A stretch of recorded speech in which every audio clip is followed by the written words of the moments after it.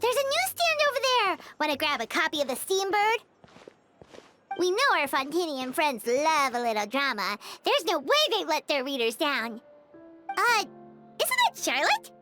And standing next to her, surely that can't be... Kaniche?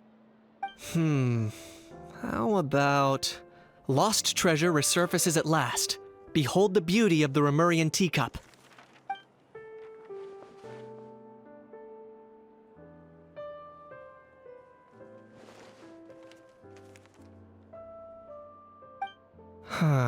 Pretty shocking. But it still feels like it's missing something. Ah, got it! Udex gravely wounded in shocking stabbing. Set to miss cross-border smuggling trial.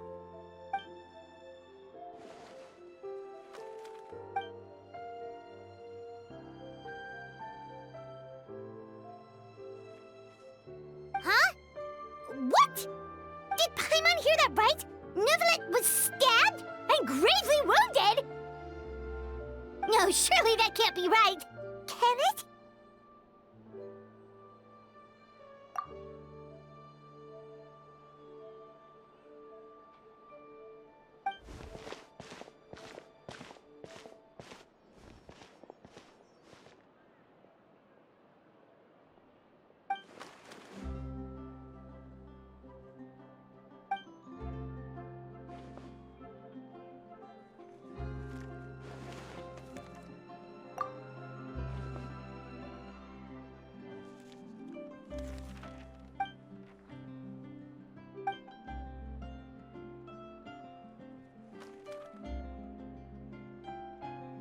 Hey there, you two.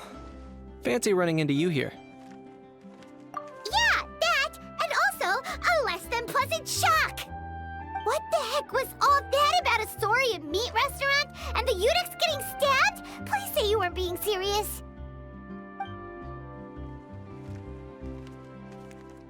Trading tabloid headlines? Yeah. Charlotte and I were having a little contest to see who could find the most ridiculous fake news stories. Either I got lucky, or I have a knack for honing in on the most outrageous material.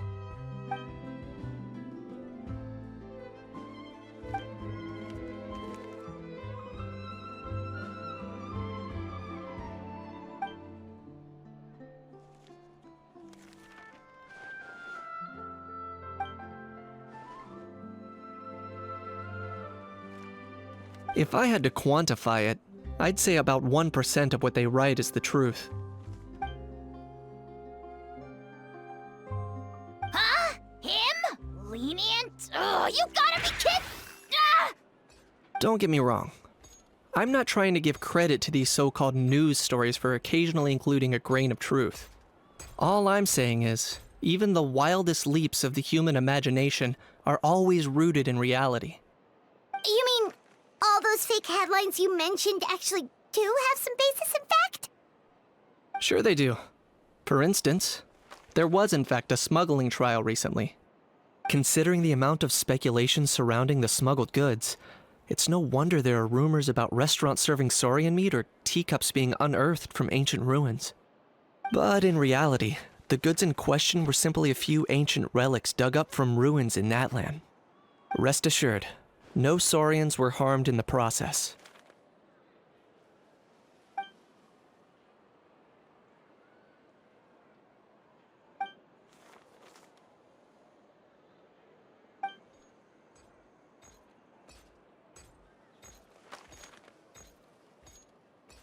Oh, okay.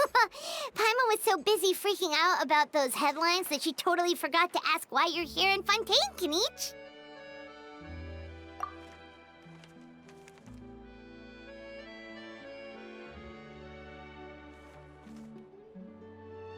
It was a pretty open and shut case, and my testimony in court was clear enough. But I'm guessing, Mademoiselle Charlotte, that you're less interested in the case than you are in trying to uncover some news stories about Natlan.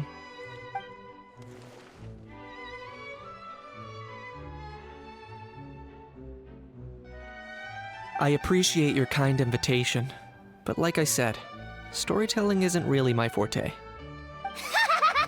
Kinich the speechless! Kinich the tongue-tied! Huh? If you're dead set on doing an interview, why not talk to the Traveler instead?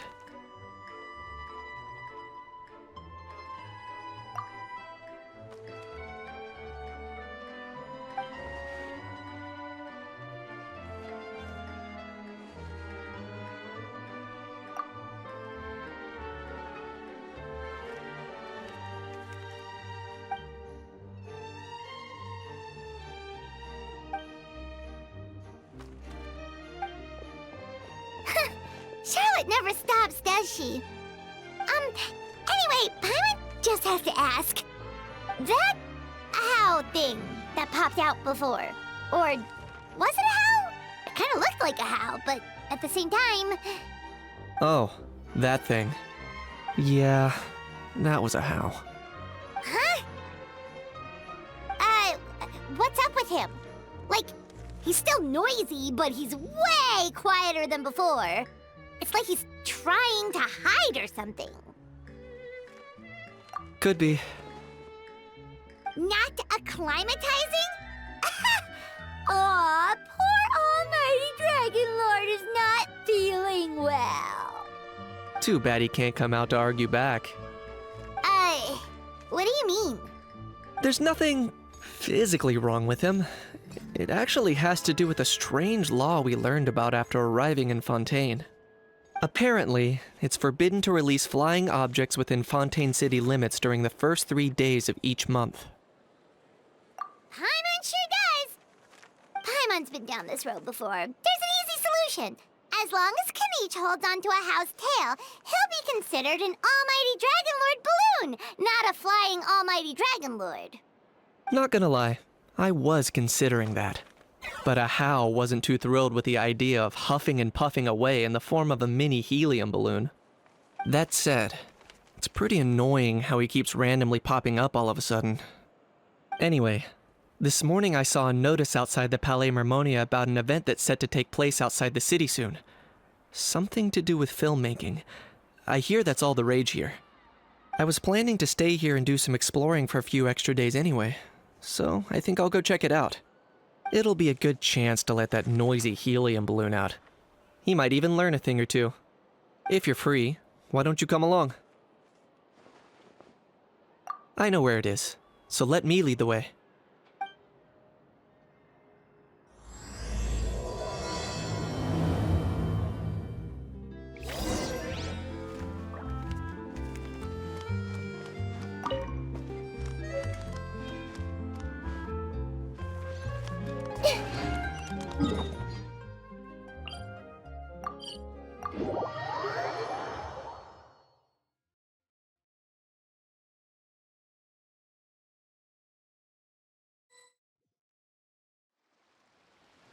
Looks like I remembered correctly.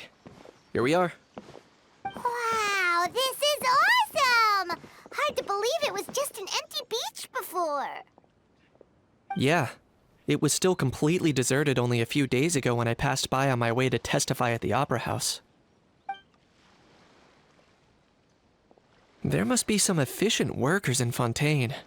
Quite impressive. A few days? One night was all it took. Rap-a-tap-tap, ta-da! But is this all it takes to blow people away?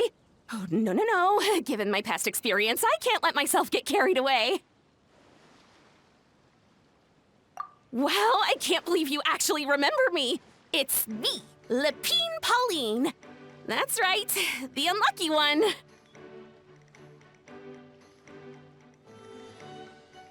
Of course! How else would we have managed to build Fantasyland in a single night? Fantasyland? At least that's how I like to think of it myself. A magical land of fantasy, the stuff of film buffs' dreams. I know it sounds like I'm laying it on thick, but that really is the goal here. As you can see, the theme of this amusement park is Fontanian filmmaking, a place for all film lovers to come together and co-construct a world of dreams. Co-construct? Well, that's a relief. Sounds like you're sharing the cost this time rather than pouring your entire life savings into a single project. Nope! I might be inviting others to help fund this, but that doesn't mean I haven't thrown all my life savings into it too! Huh? You've got to be kidding. Ha! Look at you, puny little humans. Recklessly betting your entire future against some stupid vanity project. If you're expecting even an ounce of sympathy from the almighty Dragon Lord, dream on! Mockery is all you shall get, straight from the heart! Sorry, just ignore that little gizmoid. He likes to butt in occasionally. Do go on. Gizmoid? Who you calling Gizmoid? You're the Gizmoid! Wow! That's quite a nifty mecha you've got yourself there. Is it some sort of smart personal assistant? You ought to let Miss Charlotte see your cool gadget. Who knows? Maybe you could even look into mass production! Mass production? Ugh, insolent, vulgar, and disrespectful! I, the almighty Dragon Lord, am one of a kind! There has never been another like me, nor will there ever be! And another thing, smart is the understatement of the century! I shall have you know that I am Kahulahau, forebear of ancient wisdom! I lived for eons long before any of you were born! What? Heavens above! I beg your pardon, forebear of ancient wisdom. Please, I meant no offense. Idiot meets idiot. What's all the fuss? Making some new friends, are we?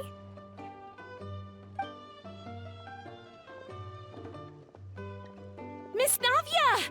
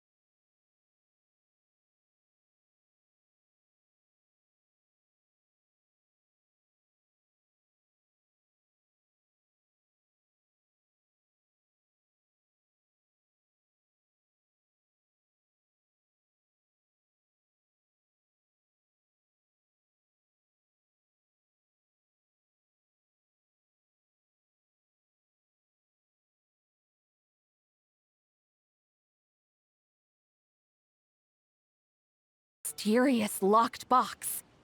It didn't look like something from Fontaine, though. It had more of a Natlanese vibe. Oh? Do you think a foreign tourist might have left it behind? That's what I assumed at first. But the box was buried beneath a pile of wooden planks, rocks, and whatnot, so it seemed like someone deliberately hid it there. But I didn't see much point in speculating, so the best thing I could think of was to hand it over to the authorities. I trekked all the way over to the Palais Mermonia just to hand it in. Ugh, it was exhausting. What did the authorities make of it? Oh, they made a mountain out of a molehill, as usual. Before even addressing the question of what was actually inside the box, they had several heated discussions about whose responsibility it was to write the lost and found notice. Thankfully, the ever-reliable Officer Sedine stepped up and immediately called in the Marechaussee Phantom to crack the lock and check if there were any dangerous items inside. And, as it turned out, there was a gun. Wow, that's a dangerous item, all right. Mind if I ask what kind of gun it was? Oh yeah, Mr. Kanich, you're from Natlan, aren't you? Do you know a lot about guns? You could say it comes with the job. I have an interest in weaponry and the like. Ugh, such a spoiled brat. What, are the toys I gave you not good enough for you anymore? Yep, got sick of those long ago. Ugh, you little... How dare you turn your nose up at my gifts! Why Time for a timeout, old-timer. Sorry, where were we? Oh yeah, do you recall what the gun looked like? It's a bit hard to describe. If you ask me, it didn't even really look like a gun. Give me a second. I'll knock out a quick sketch.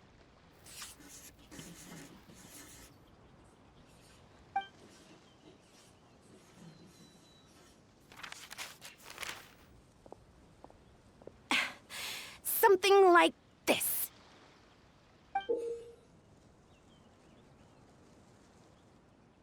Whoa, it's so neat and precise!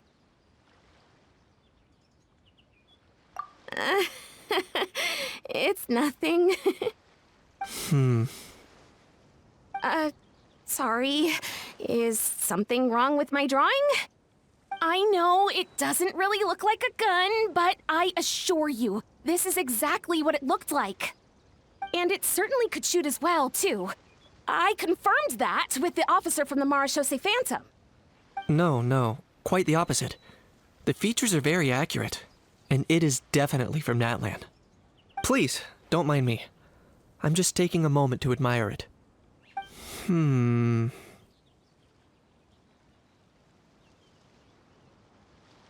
I should be the one thanking you. Thank you, and everyone else for your support. Don't mention it. Besides, we haven't really done anything. Not at all! The buzz and excitement you guys bring is exactly what this event needs. Oh dear, I'm starting to feel a bit guilty watching everyone else toil away. Guess it's about time I got back to work too. But just before I go, one last thing. Traveler, it's wonderful to see you. Here's to a successful collaboration.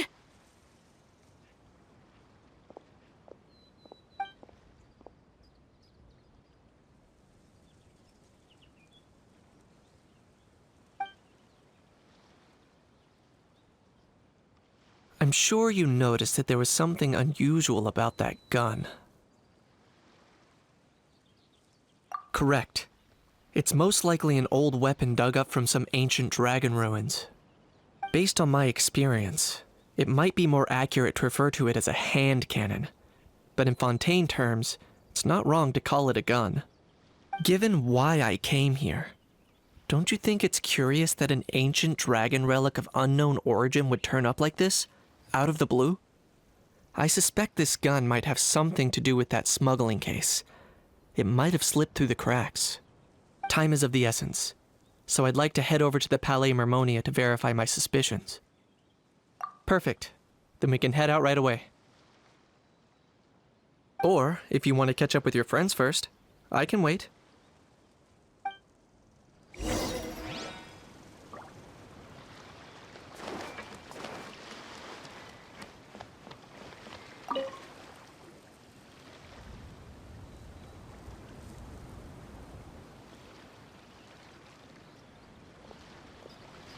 Traveler, it's you!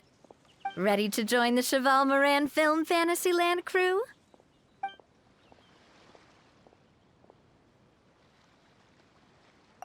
It's time, dear partner in Paimon, for us to turn our attention to the Cheval Moran Film Fantasyland.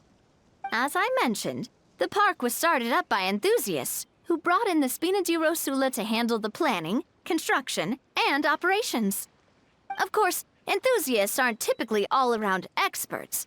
They usually stick to designing the event booths. We, for our part, handle long-term operations and develop standardized strategy guides for the different activities. Long-term operations? Strategy? It all sounds so complicated. We spend most of our time adventuring, and we barely have any experience running a stall. Do you think we can handle this? That's more like it. You've seen it all before, haven't you, partner? I'd even go as far as to say you've shaped some of Tevat's biggest business ventures. Anyway, first things first. Let's get an overview of how the whole festival's gonna be run.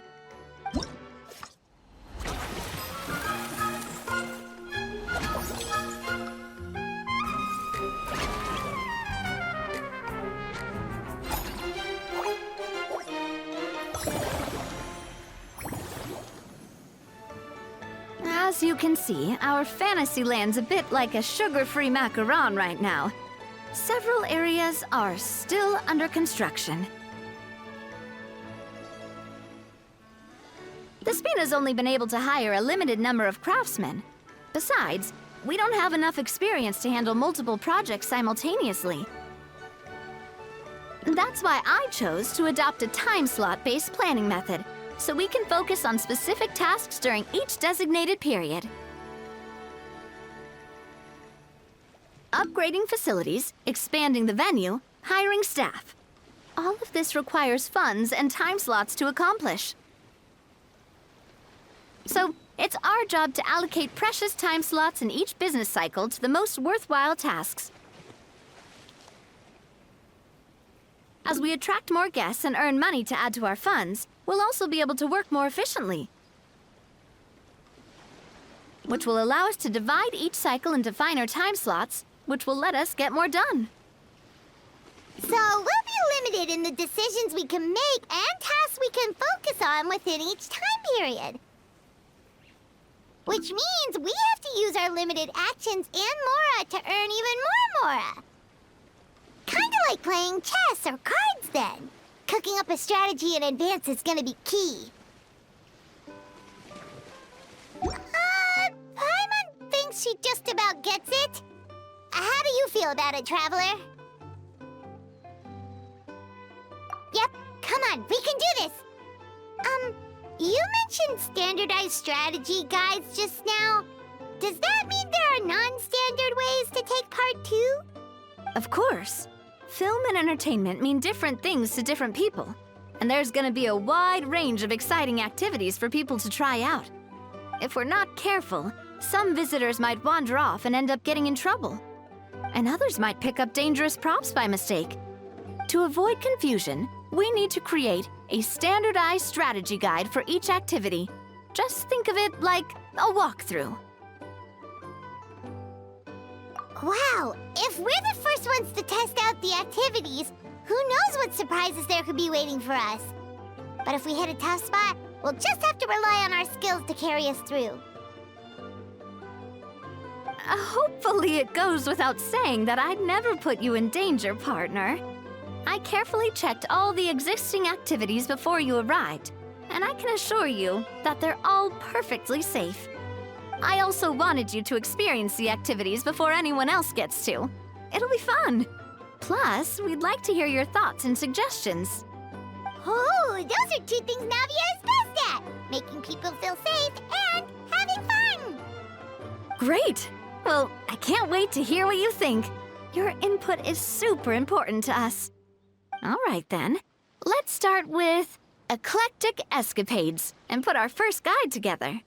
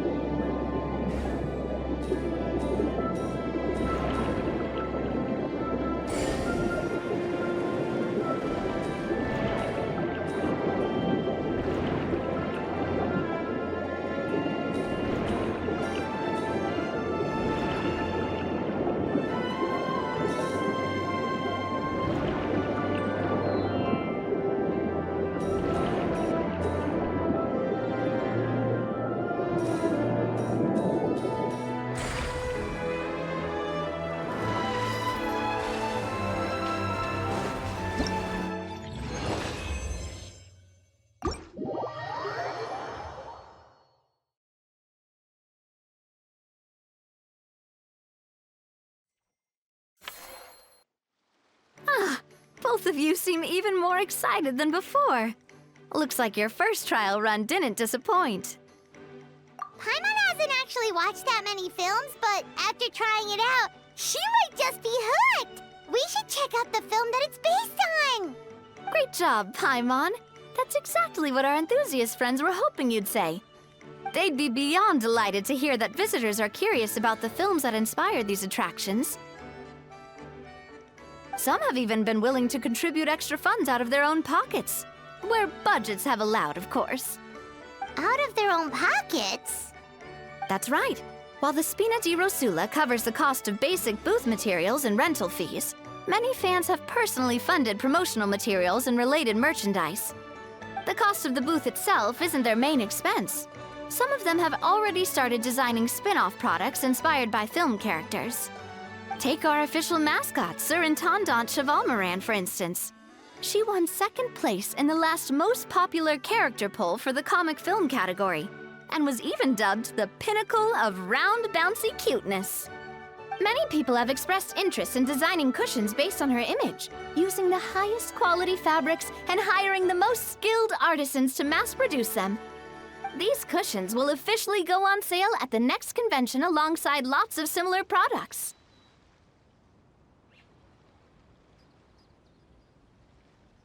Don't worry. As Surintendant Chevalmoran's guardian and official image rights agent, Farina's already getting 60% of the sales revenue. After all, the fans are doing this voluntarily, not for profit, but to promote Surintendant Chevalmoran's adorable image. The more Mora ends up in Farina's purse, the better Surintendant Chevalmoran's meals will be. And who wouldn't be happy to hear that? Oh, Paimon likes the sound of that. Everyone working hard for something they all love without worrying about profit. Still, we can't just ignore Mora completely. Whether it's fan creations or official commercial projects, some level of financial balance is still necessary. The same logic applies to the Cheval Moran Film Fantasyland taken as a whole. Once we finish the standardized strategy guides, our attractions can officially be open to the public. But we can't take personal charge of the ticketing process. There's plenty of work to do at the various booths, and the park itself is a work in progress. We'll need to assign dedicated employees to maintain and manage each attraction. There's a recruitment section on the park's bulletin board. We've received many applications, and each candidate has their strengths. Our job is to match the best candidates to each attraction based on their overall performance. Once assigned, the staff will keep the attractions running, ensuring a continuous revenue stream. Wait, so we've suddenly gone from being playtesters to heads of human resources? That's definitely a first for us. Just don't hold everyone up to your own standards, okay? You can't expect everyone else to be as capable as you. All right, time to review some resumes. Fingers crossed we'll get some exceptional candidates.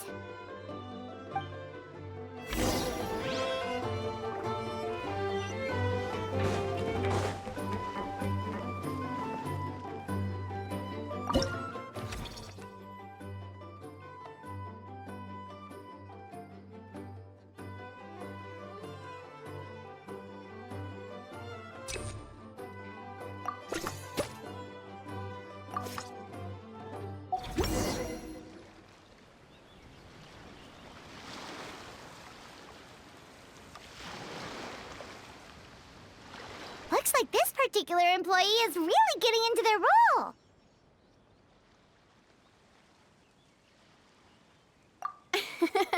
You're both doing great. You sound more like bosses than I do. In any case, with this, the Cheval Moran Film Fantasyland is now officially open.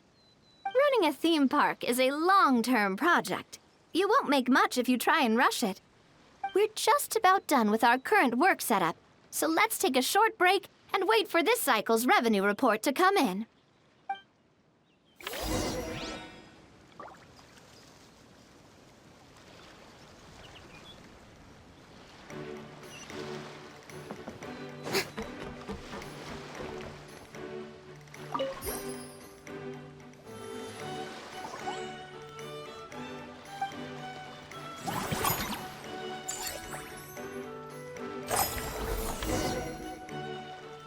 Well, the numbers might not look that impressive, but given that we're just getting the ball rolling, I'd say that wasn't a bad start.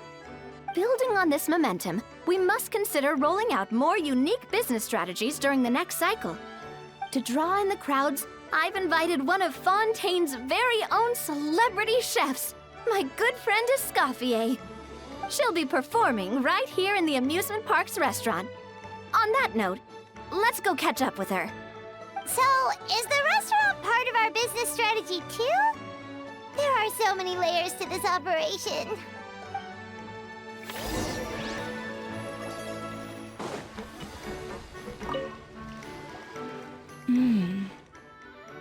The restaurant is up to standard, and the waterside location will make for a unique dining experience.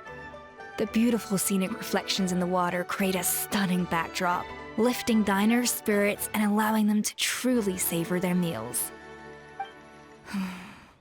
Ingredients, check. Cooking utensils, check. Looks like we're ready to rumble. Hey there, Escoffier. Oh, my employers are here. The president of the Spina di Rasula, plus the famous traveler and Paimon. I must say, you seem a bit overqualified to be running a film-themed amusement park. I'd say that if anyone here was overqualified, it would be the former head chef of the Hotel de Boer. Wherever you walk, the aroma of fine cuisine follows in your wake. Let's get back to business. I'm guessing you want the traveler to help me decide the theme dish for each cycle, right? This is the business strategy I mentioned earlier. Using Escoffier's top-tier dishes to attract more visitors to the park. But this isn't just about attracting visitors. Her culinary masterpieces will surely have other surprising effects. Just imagine, Paimon, if all you needed was a single ticket to enjoy all the attractions and taste all the legendary food. Wouldn't you be tempted? Then Paimon come every single day. Now, here's the twist. To get the most out of this strategy, the menu can't be made public. Based on research by a certain food branding consultant, many restaurants have started offering a special chef's surprise dish. So give me some inspiration every few business cycles, and I'll decide on our next theme dish. Now then, give me your hand.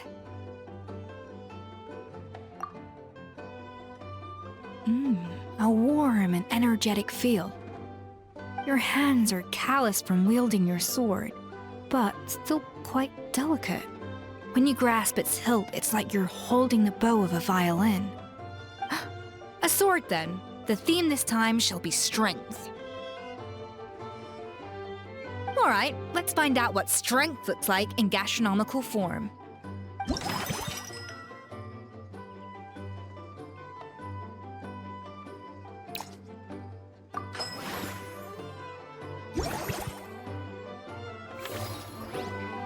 I've refined the sauce for these barbecue ribs. It's a richer flavor than the classic version, but not at all greasy. The mint extract in the seasoning leaves a refreshing aftertaste, perfect for indulging yourself after a fun-filled day. But if you ask me, I'd say the artisans need these more than the guests. The artisans? As I'm sure you've noticed, this park isn't quite finished. A serving of these barbecue ribs should help the artisans replenish their strength much more quickly. As their bosses, you have an obligation to provide meals for them. So why not invite them to dine here?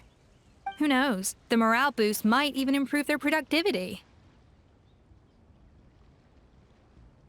Oh, if I recall correctly, you once served up some special fish and chips for the porters over at the Fleuve Cendra.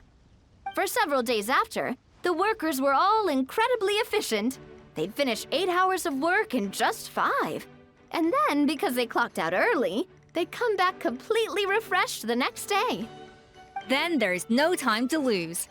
Go invite the artisans over while these ribs are still hot.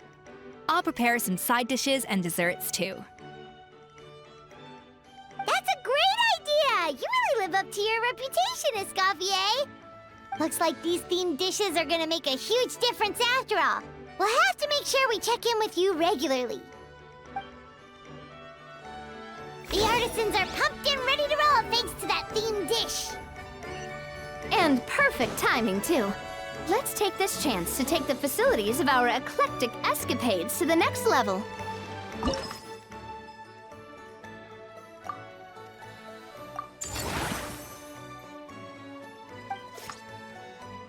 We should be able to attract more customers by upgrading the stall, don't you think?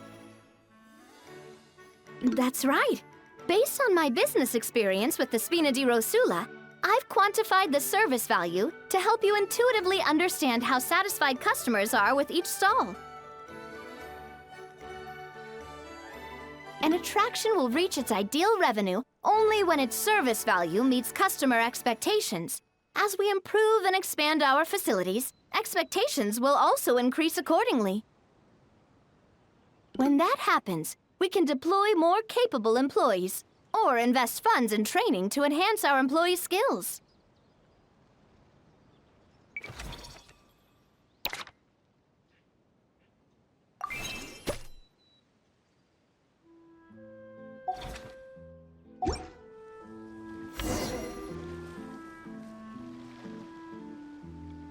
Whew, that should be everything. Looks like you've pretty much mastered how to run this park. Huh? Have we really? Thinking about it, we have learned quite a lot, haven't we? Oh, not at all. I wouldn't say I taught you much. Your intuition's been guiding the way mostly. I imagine long-term operations sounded like a scary prospect the first time I mentioned it, huh? But don't let that scare you. Just break things down into smaller steps and tackle them one at a time. Even if you're not a genius or naturally gifted, you'll get it done in the end. Whoa, progress has really got Paimon fired up! Actually, she's gonna jot your words of encouragement right down. From here on out, we'll be running the Cheval Moran Film Fantasyland together! Let's make it a big success!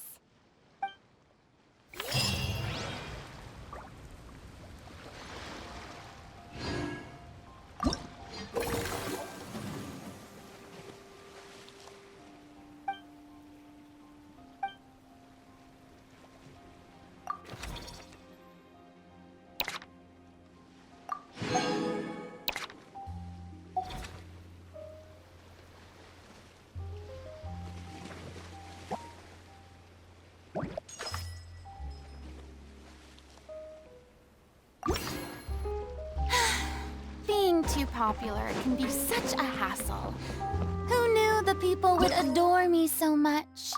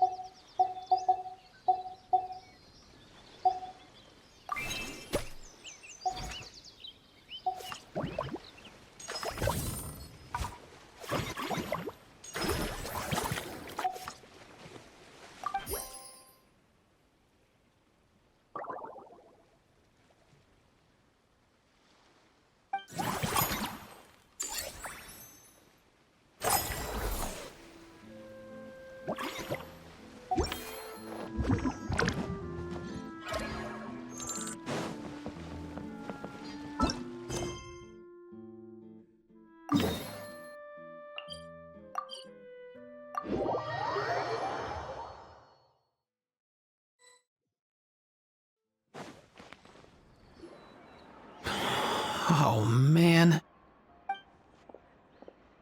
Bro! Are you mimicking me? Now's not the time. Come on. No, I mean, one of our buddies is here, for real. Quite a few of them, actually. Auroran, what are you doing here? And who's this? Allow me to introduce you. Bro, meet bro.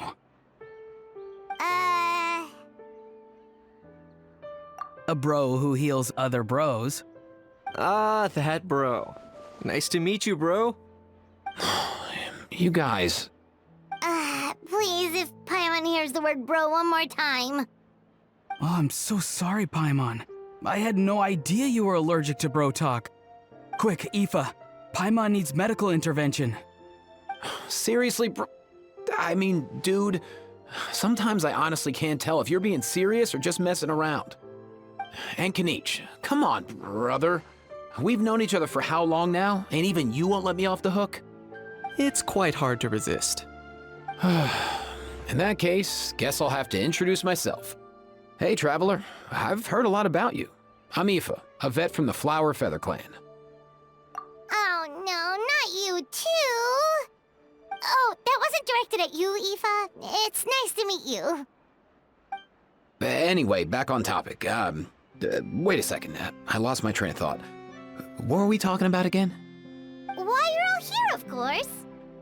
For vegetables. I'll go first. It's for the Chevrolamine Film Fantasyland. Wait, is that right? It's Cheval Moran. Ah, right. I keep stumbling over that one. Guess I owe Cheval Moran an apology, even if she's not here. Anyway, long story short, the festival restaurant urgently needed fresh vegetables from Natlan, which is why Aoife and I are here. So, you guys are vegetable couriers? He is. I'm just here as a responsible adult. It's his first time traveling so far away from home, and all the elders in his tribe were worried. So they had me come along. Even though it's your first time too. Right, but they still picked me to accompany you. You gotta wonder why that might be. Don't you get it? They all just saw how overworked you were, so they used it as an excuse to send you off on a vacation. Wait, what? So I'm getting the grandson treatment now too? See? Doesn't matter how much older you are than this dude. Hang out with him long enough, and you'll eventually find yourself being treated like a kid. Meaning everyone looks after you. What's so bad about that? In theory, nothing at all. In that case, guess I better start over. Hi guys, my name's Aoife, and I just turned 5.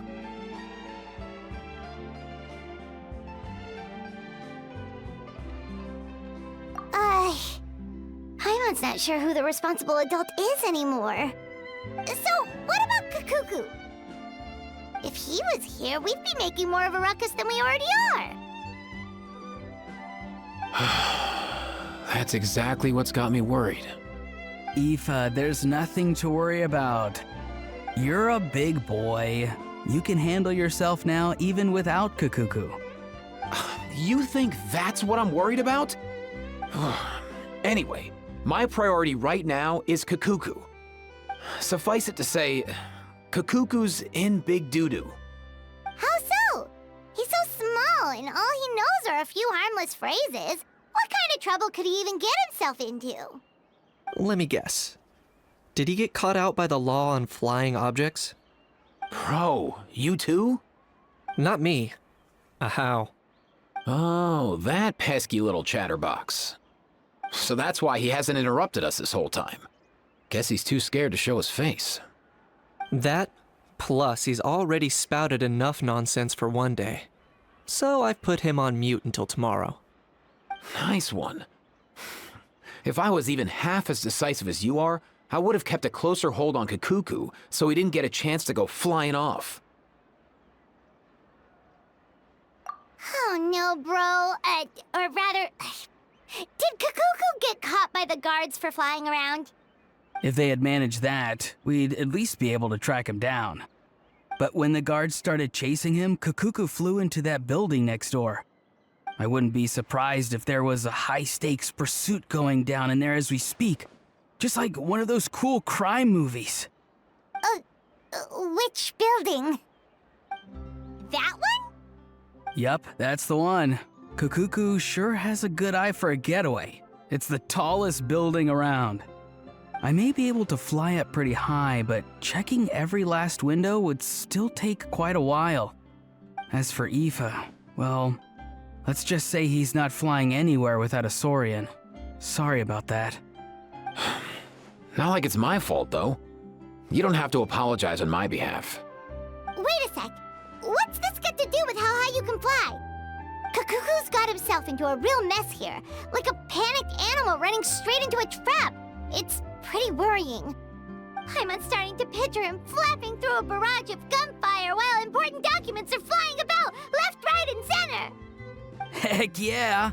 If anyone can pull it off, it's Kakuku. He's always been such an awesome Saurus. I believe in him.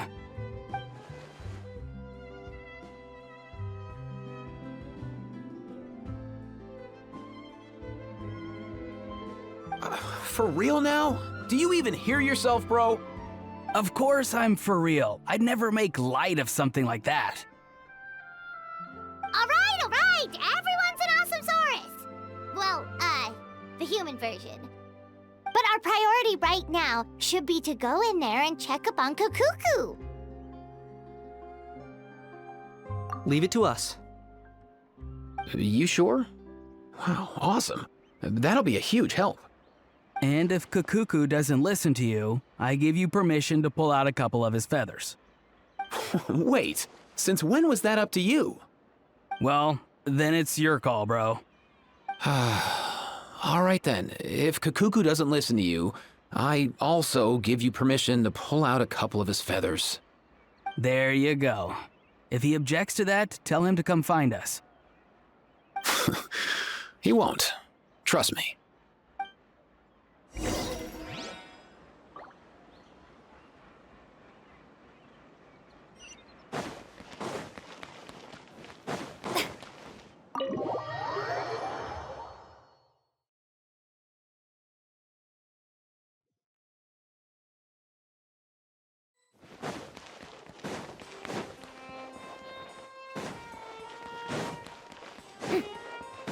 Nothing new there. The first few days of every month are... What's all that commotion? Are they arguing?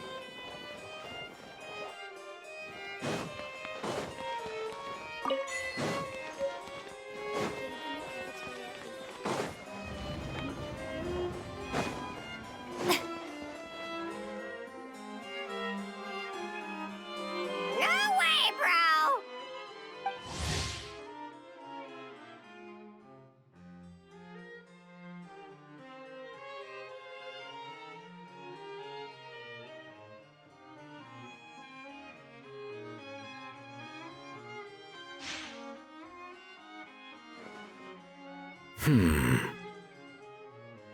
Did he say he came from Natlan?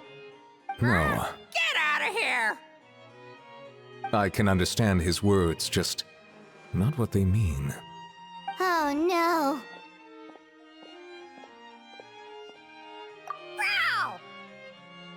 Bro! He keeps repeating the same things over and over again. Oh, you know one another. He's a friend, yeah.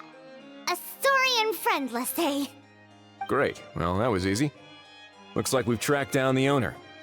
Guess that's one less lost and found notice for you to write, Monsieur Neuvillette. For real? Traveler, was there something important you wanted to discuss with the Udex? I'm just about done with my business here. Need me to step out? Stay and hear them out first.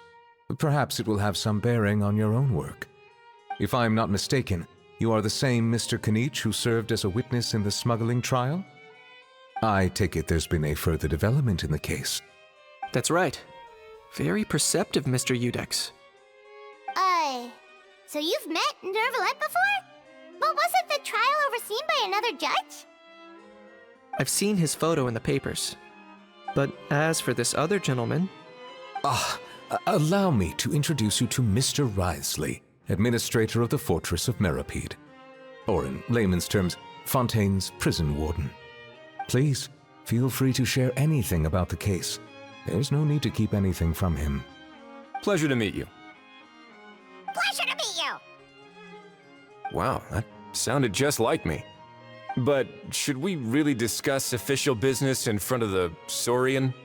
Oh, wow! Oh, no! I believe he said...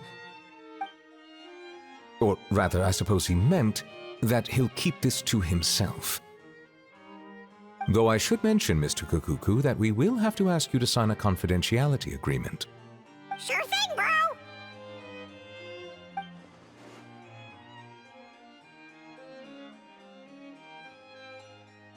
Let us return to the matter at hand. Mr. Kinich, was there something else you wanted to discuss relating to the case? Yes. Let me fill you in.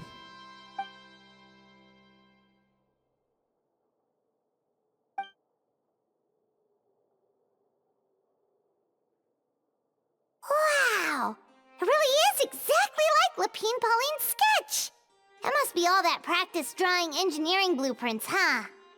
So if it's true that this weapon came into Fontaine alongside the contraband from the smuggling case, then there's a high chance we overlooked a suspect. That's exactly my line of thought. I see.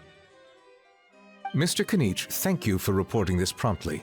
I'll arrange for the Marechaussee Phantom to investigate right away. We should begin by questioning the prisoners in custody. Wriothesley. I'll sign off on the interrogation request, don't you worry. That would be much appreciated.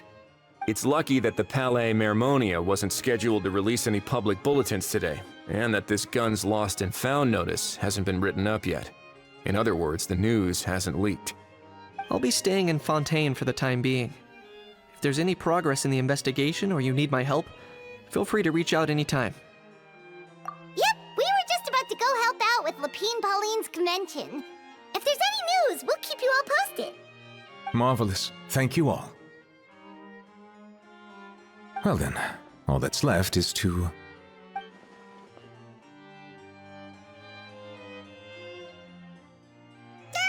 You miss me, bro? He really does come out with the most unexpected things. Who did he learn it all from? Huh. Well, it's pretty extraordinary. Anyway, according to due process, we must first determine whether Mr. Kikuku qualifies as a flying object. And, following on from our conversation just now, he also needs to sign a confidentiality agreement. Drafting said agreement may take some time. Looks like you'll be staying with us for a while then, Kikuku. Excited?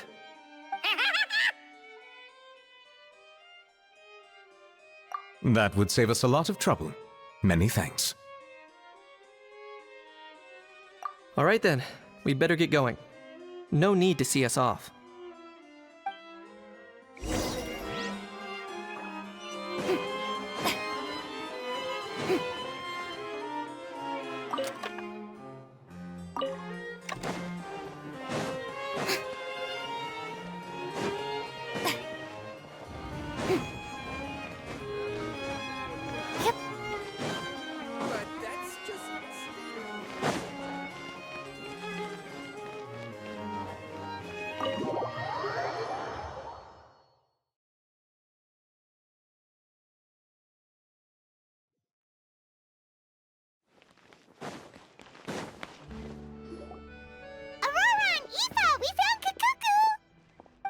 What's the situation? How bad is it? Oh no. When I saw that Kikuku wasn't with you, I'd already prepared myself for the worst. Relax, Aoife. Maybe Kikuku just prefers high-rise living now. Sometimes you just have to let the kids grow up and make their own choices in life. For real now? Do you even hear yourself, bro? It's not that bad. Kikuku's fine. Still very much alive and kicking for starters. He hasn't been arrested either, so no jail time. See? You're not exactly reassuring me here. As for the bad news, well, it's really not that bad. Kikuku accidentally overheard some top secret stuff, so he has to stay at the Palais Mermonia for a while to sign a confidentiality agreement. But there's no need to worry. The person in charge of looking after Kikuku is super nice, so he'll be absolutely fine. All right. That doesn't sound too bad after all. Wow, hearing that's put my mind to rest. But based on my understanding of how things work here, the ban on flying objects should be over by the time Kikuku actually gets out. What a shame. Oh well, I guess we'll just have to go have some fun without him. You don't look disappointed in the slightest. Anyway, Auroron and I will be staying in guest rooms upstairs at the Hotel de Boer for the time being. Feel free to drop by if you need us. Yay! Problem solved! All right, let's catch up